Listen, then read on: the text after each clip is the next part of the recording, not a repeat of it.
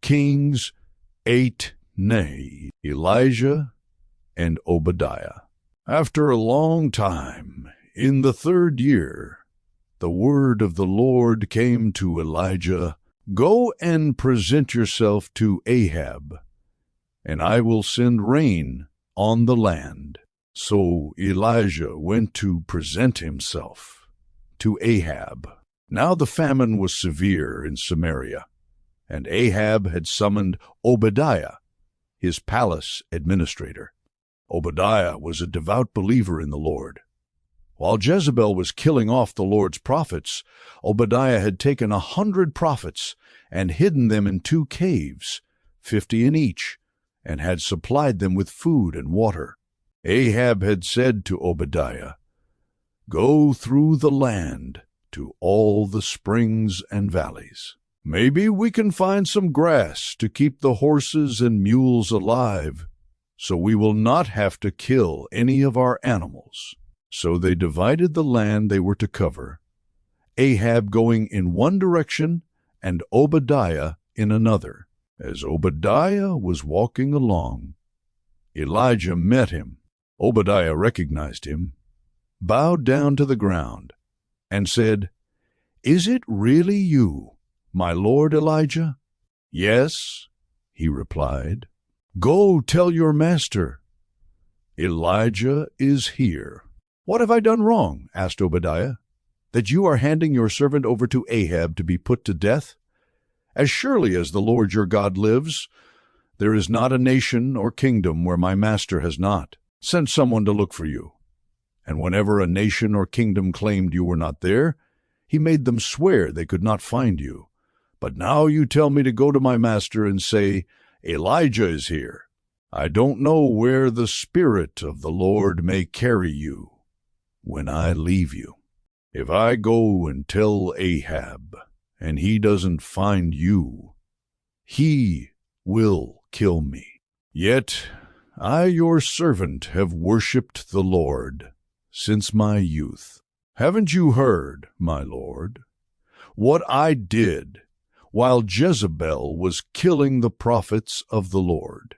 I hid 100 of the Lord's prophets in 2 caves, 50 in each, and supplied them with food and water. And now you tell me to go to my master and say, 'Elijah is here.' He will kill me," Elijah said. "As the Lord Almighty lives, whom I serve, I will surely present myself to Ahab today." Elijah on Mount Carmel. So Obadiah went to meet Ahab and told him, and Ahab went to meet Elijah. When he saw Elijah, he said to him, "Is that you, you troubler of Israel?" "I have not made trouble for Israel," Elijah replied, "but you and your father's family have. You have abandoned the Lord's commands and have followed the Baals. Now summon the people from all over Israel to meet me on Mount Carmel, and bring the 450 prophets of Baal and the 400 prophets of Asherah who eat at Jezebel's table." So Ahab sent word throughout all Israel and assembled the prophets on Mount Carmel. Elijah went before the people and said, "How long will you waver between 2 opinions? If the Lord is God, follow him. But if Baal is God, follow him." But the people said nothing. Then Elijah said to them, "I am the only one of the Lord's prophets left, but Baal has 450 prophets. Get 2 bulls for us. Let Baal's prophets choose one for themselves, and let them cut it into pieces and put it on the wood, but not set fire to it. I will prepare the other bull and put it on the wood, but not set fire to it. Then you call on the name of your God, and I will call on the name of the Lord. The God who answers by fire, he is God." Then all the people said, "What you say is good." Elijah said to the prophets of Baal, "Choose one of the bulls and prepare it first, since there are so many of you. Call on the name of your God, but do not light the fire." So they took the bull given them and prepared it. Then they called on the name of Baal from morning till noon. "Baal, answer us." They shouted, but there was no response. No one answered. And they danced around the altar they had made. At noon, Elijah began to taunt them. "Shout louder," he said. "Surely he is a god. Perhaps he is deep in thought, or busy, or traveling. Maybe he is sleeping and must be awakened." So they shouted louder and slashed themselves with swords and spears, as was their custom, until their blood flowed. Midday passed, and they continued their frantic prophesying until the time for the evening sacrifice. But there was no response. No one answered. No one paid attention. Then Elijah said to all the people, "Come here to me." They came to him, and he repaired the altar of the Lord, which had been torn down.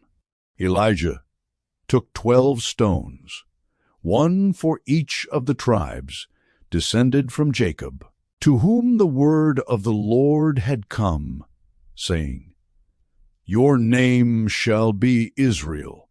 With the stones he built an altar in the name of the Lord, and he dug a trench around it large enough to hold 2 seahs of seed. He arranged the wood, cut the bull into pieces, and laid it on the wood.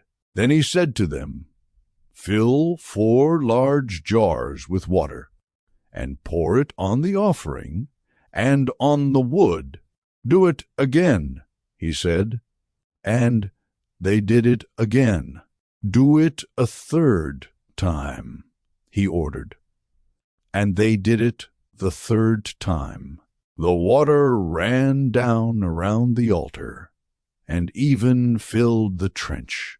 At the time of sacrifice, the prophet Elijah stepped forward and prayed, "Lord, the God of Abraham, Isaac, and Israel, let it be known today that you are God in Israel, and that I am your servant, and have done all these things at your command.